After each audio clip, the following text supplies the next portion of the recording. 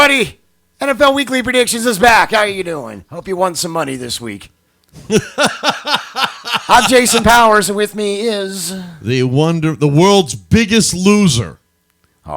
Steve Champagne. World's super loser.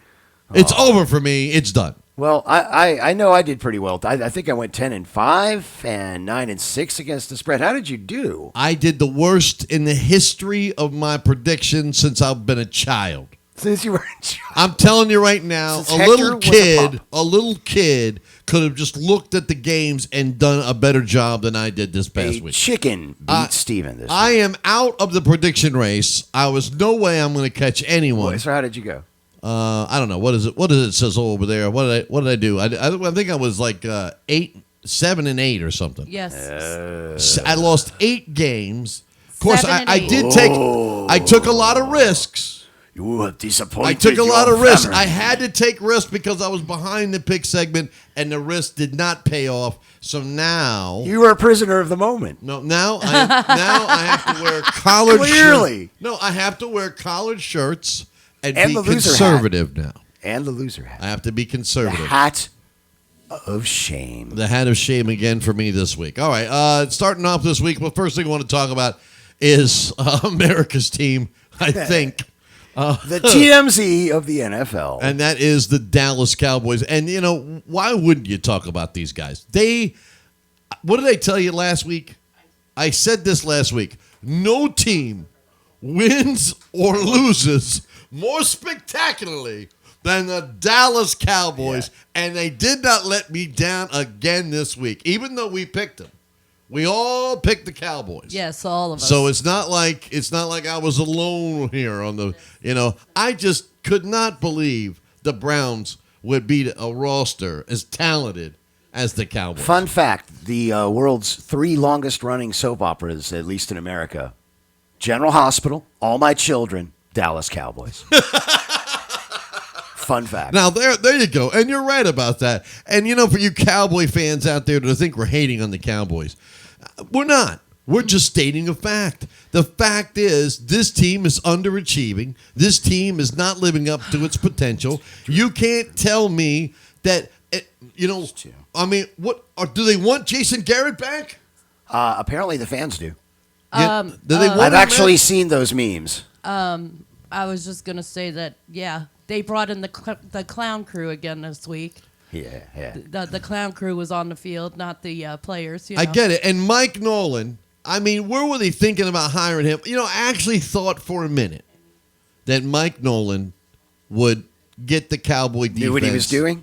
That would get the Cowboy defense. The last time he was in the league, which I think was 2015, man's been out of work for 5 years. He comes back. I thought that he would have the energy. He would get this team motivated defensively. They don't have that many bad players. I know they're hurt. Van Der Esch is hurt. I know they've got some people hurt. But every team has got – these guys look so bad. I mean – and they were my Super Bowl pick. You remember that, right? I do. Yeah. Their defense, I can honestly say, I've given it a few weeks. I tried to give them time to settle in. Because we discussed how their defense didn't look ready in week 1. And preparation. Their defense is garbage. Well, it's a dumpster fire. I mean, it's worse. I really thought that it would gel, but we're a quarter of the way in. We're already at the quarter pole. That's it. So I don't know. Maybe at some point you need to already start thinking about switching a coordinator out, doing something. They've got to mix something up at this point. Like you said, like a coordinator, like the I'm shocked defensive coordinator, Mike Nolan. I should have expected that the Browns would be 3-1 because it is 2020. It's just another sign of, craziness, madness, mayhem. Dogs living with cats, complete random chaos. That's right. And there's always. The Browns are 3-1. Of course they're 3-1. Happy 2020. Murder hornets for all.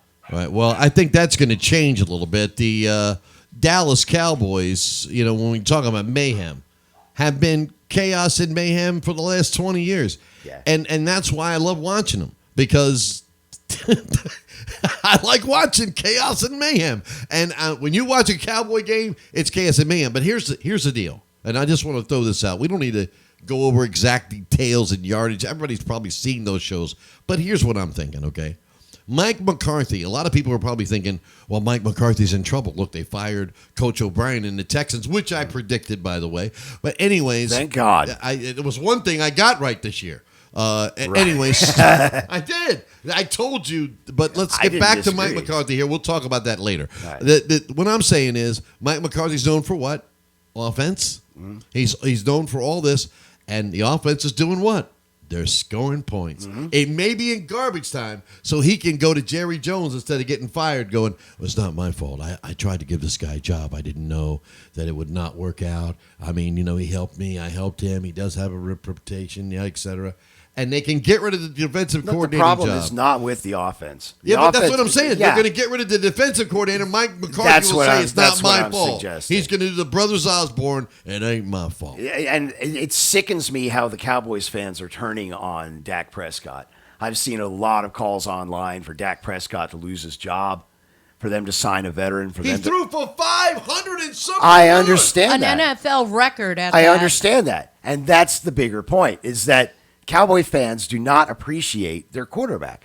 They never have, not since Aikman. Look at all the hell that Tony Romo went through. I know. Cowboys fans infamously hated on him. I love Tony Romo. Every step of the way.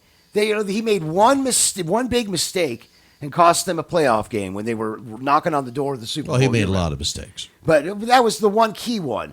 But, outside of that, he was a fine quarterback, and they continually, just treated him with derision and scorn and disrespect and never believed in him. Mm-hmm. And now they're turning on Dak Prescott, and I'll tell you, it didn't take very long. And, when it comes to Tony Romo and the Cowboys not giving respect, they failed to realize he didn't have a running game. He didn't have a defense. If Tony Romo didn't throw the ball 50 times a game, they were not even going to be 8-8. They were going to be 4-12. It's just sad to see this repeating itself. It's just another guy in the same treatment. But, another team will get Dak Prescott, and they will be very, very happy. I know several teams right now that could use a good quarterback. How about the Brownies, though? They honestly, they really seemed to have it together. They really did. At all moments of that football game, they seemed like they were in control. Well, I agree with that. But again, it's the Cowboys. I think a local high school football team could have ran 300 yards on them. It was just bad. And I'm saying that when you look at, first they have Chubb, the running back, go down. They bring in Kareem Hunt, who had a groin injury. He still got 70+ yards. They almost had 300 yards on the ground. 300. It's just ridiculous. I don't even remember that even happening in history. The Cowboys make history every week. And I guarantee you this week, I don't know who they play. We haven't got to the pick segment yet. But there will be drama with the Cowboys. Bank on it. That's my weekly prediction. Well, I know 2020 is full of things that are going to go down in history. And one of those is COVID. And we're going to be discussing the latest news about that in just a moment. That's right.